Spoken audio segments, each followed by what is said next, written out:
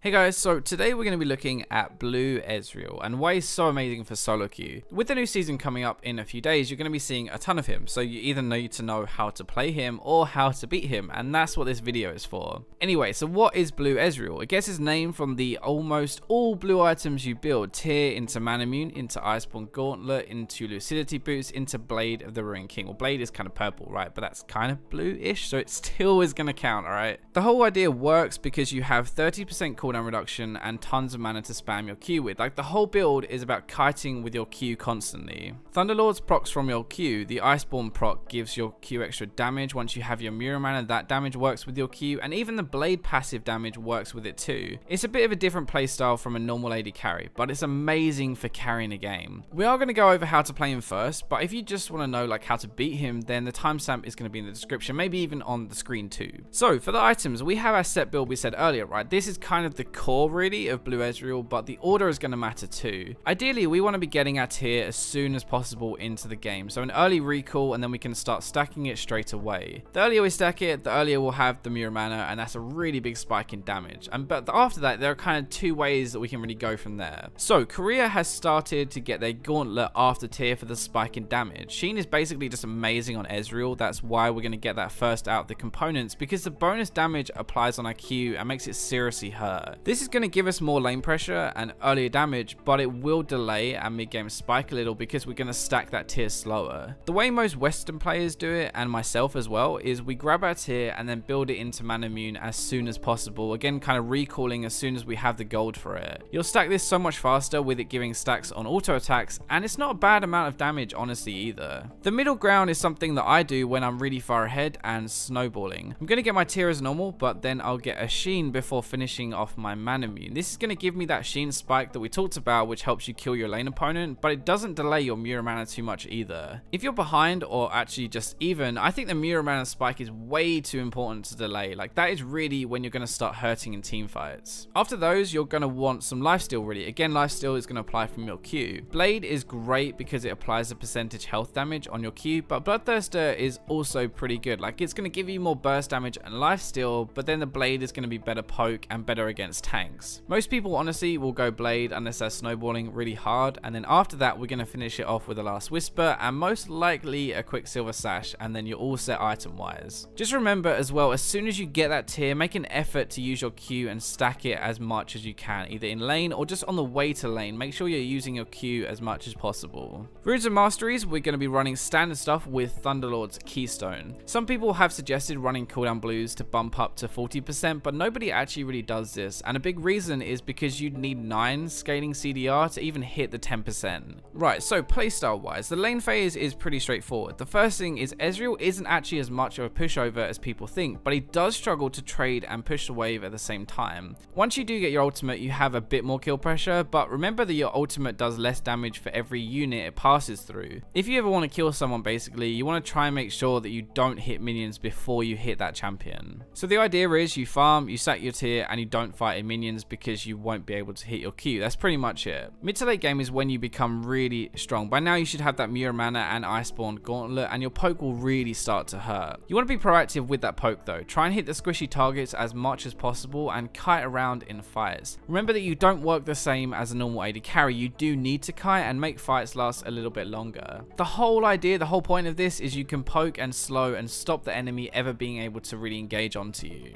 When we're looking at how to beat him, we're really just looking at ways to hard engage fights mid-game. Ezreal is great at range, but up close he doesn't really do as much as a normal AD carry. Fighting before he gets a chance to poke is really the key thing, and often the easiest way to do that is by flanking around the side or just forcing a fight. He is great at poking if you run straight at him, but if you just go nuts and jump into the fight, there isn't really too much he can do. Honestly, Blue Ez is a bit like a ticking time bomb, okay? If you don't have a great engage, then your best bet is to punish him early to mid-game while he's stacking that tier. Basically, he's put money into mana, right, and not into damage, and that's when he's the weakest, and that's when you can really bully him. You want to try and make an effort to gank him or shut him down early, and then group and push while he still doesn't have his mirror mana. Ezreal is insane when you leave him alone, and that's why I think he's so good for low elo right now, honestly. People just tend to sit back and let the game unfold rather than making plays, and this is exactly what he wants. He wants to sit back, get his tier stacked, and then be the one poking and dictating the pace of the game.